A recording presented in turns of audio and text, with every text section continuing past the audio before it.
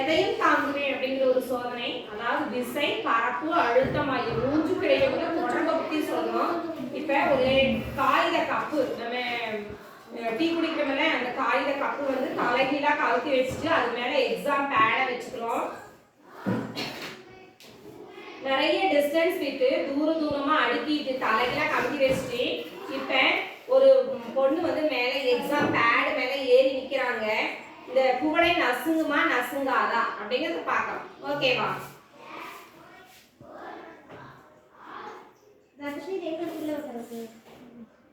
Okay, இங்க வந்து பக்கத்துல க்ளோஸ் அப் எடுமா கீழே உட்கார்ந்து.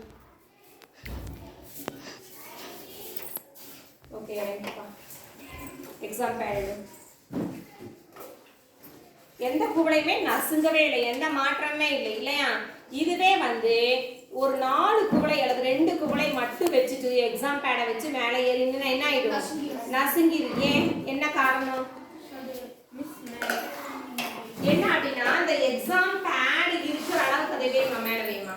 இவ்வளவு தொலைக்கு அந்த எக்ஸாம் பேடு வரைக்கும் இருக்கிறது வந்து பரப்பு.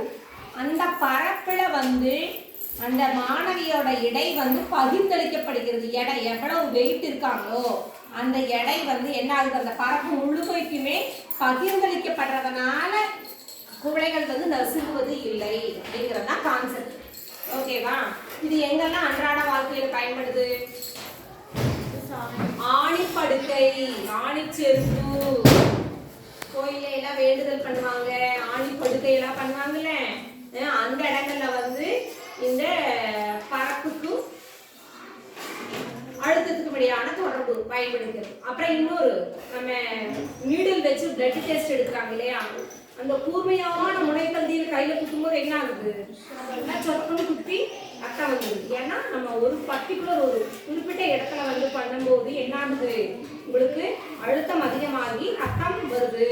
ஓகே, அதே வந்து நல்லா அந்த ஷார்ப் பகுதி இல்லாம நல்லா ஒரு தலைப்பகுதி வச்சு குத்தணும்னா என்ன ஆகும்? அந்த அளவுக்கு வலிச்சாது. ஓகேவா? ஏன்னா அந்த முனைப்பகுதியில வந்து அழுத்தம் அதிகம். ஓகேவா? சரி, தேங்க்யூ.